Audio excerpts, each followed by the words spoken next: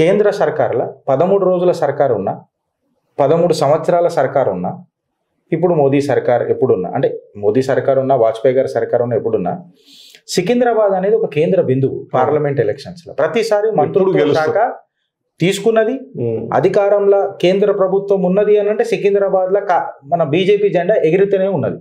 ఎగిరిన BJP జెండా సికింద్రాబాద్లో ఖచ్చితంగా మంత్రిత్వ శాఖ బీజేపీకి వస్తూనే ఉన్నది. మంత్రిత్వ శాఖ వస్తున్న బీజేపీకి సికింద్రాబాద్ కాన్స్టిట్యుయెన్సీలో ఇంత దుర్గతి. కిషన్ రెడ్డి గారి నాయకత్వం మీద గిరీష్, నీ అభిప్రాయం నువ్వు ఎప్పుడేం చెప్పలే, ఆయన గెలిస్తే మాత్రం నెక్స్ట్ సీఎం ఇన్ వెయిటింగ్ అని చెప్పి మీరు మాట్లాడి ఆయన ఏమన్నాడంటే, గిరీష్ కిషన్ రెడ్డి గారు ఎక్కడైతే గెలిచిండ్రో అవి డాట్స్ కనెక్ట్ చేయి, ఎట్లా గెలిచిండు అని. అయితే నేను చూసిన, ఎందుకంటే ఇప్పుడు ఈ ఓటమి దీపక్ రెడ్డి గారికి పెడదామా కిషన్ రెడ్డి గారికి పెడదామా అంటే ఆబ్వియస్లీ కిషన్ రెడ్డికే పెట్టాలి, ఆయన పార్లమెంట్ కాన్స్టిట్యుయెన్సీ కాబట్టి. కిషన్ రెడ్డి గారు ఏదైతే కాన్స్టిట్యుయెన్సీలు గెలిచిరు కదా, ఏదైతే అంబర్పేట్ వెనుకటికి ఒకప్పుడు టైగర్ నరేంద్ర కాన్స్టిట్యుయెన్సీ, ఈయన అక్కడ ఖర్చీఫ్ వేసిండు అన్నది ఒకటి, ఆయన సీట్లు డాట్ కనెక్ట్ చేయని చెప్పిండు నాకు అంతే. ఇప్పుడు దాని తర్వాత ఆయన సికింద్రాబాద్కి వచ్చిండు. సికింద్రాబాద్ అనేది ఆల్రెడీ కంచుకోట దత్తన్న చేసి పెట్టేసిండు, ఓ మాస్ అపీల్ ఉన్న లీడర్. అంటే కిషన్ రెడ్డి అన్న గారు మాస్ లీడర్ అయితే, అగర్ కిషన్ రెడ్డి అన్నకు చరిష్మాటిక్ ఉంటే ఈ should have gone to Chevella. ఇప్పుడు కాదు, లాస్ట్ ఇయరే ఆయన ఫస్ట్ టైం కేంద్ర మంత్రి అయినప్పుడే చేవెళ్ళ పోయేది ఉండే, లేదా పక్కకున్న మల్కాజ్గిరికి పోయేది ఉండే. మోదీ మోడల్ ఒకటి ఉంది, కిషన్ రెడ్డిజీ మోడల్ ఒకటి ఉన్నది. ఏంటంటే కిషన్ రెడ్డి మోడల్ అన్నా నేను టీబీజేపీ మోడల్ అంట. అంటే ఆయననేమో గెలిపిస్తూ ఉంటాడు, ఇక్కడనేమో ఓడిపోయి గెలుస్తూ ఉంటారు. అయితే ఇప్పుడు వీళ్ళు ఏమంటారు అంటే, ఈయన ఉన్న కర్చీఫ్ని ఏరియాలో ముంచి, అది మనం ఏమంటారు, ఒక వాషింగ్ పౌడర్లో ముంచి తెలగేసి, అవి చూసినా నేను చేసింది తెలగేది అని అన్నట్టే కనిపిస్తుంది కదా గిరీష్. అంటే దీన్ని ఇంగ్లీష్లో ఒక వర్డ్ అంటారన్న, పొలిటికల్ పారాసైట్. అంటే ఎగ్జిస్టింగ్ ఉన్న దాని మీదనే బతకడం. ఇవాళ పాట గుర్తొస్తుంది వంశన నాకు, ఆమని పాట ఉంటుంది చూడు, చిలుక ఏ చోటు లేక ఇలాగమ్మ ఒంటరి నడకానని, దానికంటే ఒక కంటిన్యూషన్ ఉంటుంది. లాభం ఎంతొచ్చిందమ్మా సౌభాగ్యం అమ్మేశాక అని. ఎవరికి అమ్ముడు పోయినరు, ఎవరితో చేతులు కలిపి ఎవరిని గెలిపించిండ్రు, ఉరికిరు సర్రం ఉరికిండ్రు. హెయిర్ అండ్ టార్టాయిస్ స్టోరీ విన్నారా? వీళ్ళు తాంబేళ్ళుగా ఏ మురికొస్తారని చెప్పి జర్ర ఇట్లా వండుకురు మనం. తాంబేలు గెలిచి ఇట్లా విన్నింగ్ ఇట్లా కాగానే మన వాళ్ళంతా ఆడ కూర్చొని సపోర్ట్ కొడుతుంది. ఆడ రేవంత్ అన్న గెలిచినా మన పరిస్థితి సపోర్ట్లు కొట్టేదే, కేటీఆర్ గెలిచినా సపోర్ట్లు కొట్టేదే. జిహెచ్ఎంసీ వచ్చే ఎలక్షన్స్లలో అప్పుడు అది వరదతో వచ్చినా మీ మీద పడ్డ అదృష్ట బురద,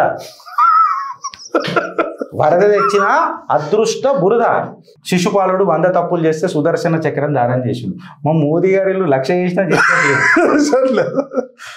కాకపోతే పెద్ద మనిషిని చూసి డెస్టినీస్ చైల్డ్ అంటారు చూడు, వాళ్ళు ఏం చేసినా ఏం కాదు. అరే దాడి చేసినా కూడా ఏం కాలేదు. ఇట్లా పూస ఉంటుండే, ఒకటి ఇట్లా ఒక పూస ఉంటుండే. మీరు శిశుపాలుడిది అప్పుడు ఆ స్టోరీ చూస్తే ఆయనకి పూసలు ఉంటాయి ఇట్లా, ఆ పూసలు ఒక్కొక్కటి పోతుంటుంది ఆయన చేసిన తప్పులకు. ఈడ ఏమైంది తెలుసా, ఈ ముడి ముందే కనిపెట్టి వీళ్ళు హ్యాక్ చేసేసిండు కిషన్ అన్న.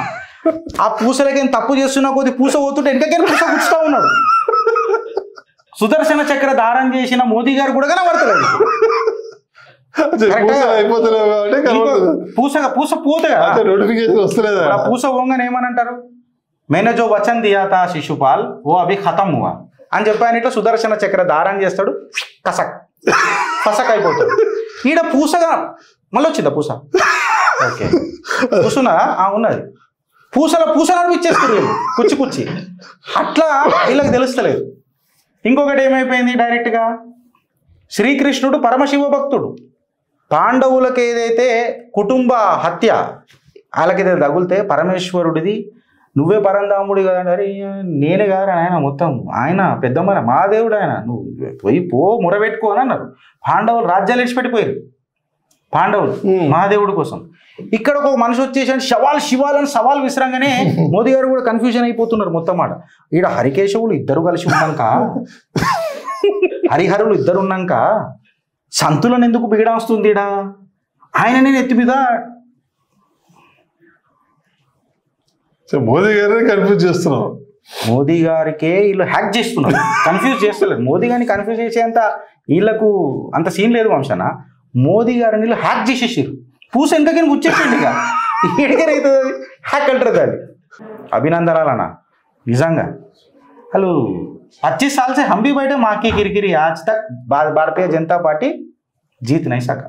అయితే ఇక్కడ నేర్చుకోవాల్సింది ఒకటి ఉంది. Last time you are at 43%, now you have stooped to 38.5%. ఈ 5%లోనే మీ ఓటమి కొట్టేసింది. యాజ్ యూజువల్ మనం డబుల్ డిజిట్కి రాము, అంధకార పక్షం డబుల్ డిజిట్కి రాము.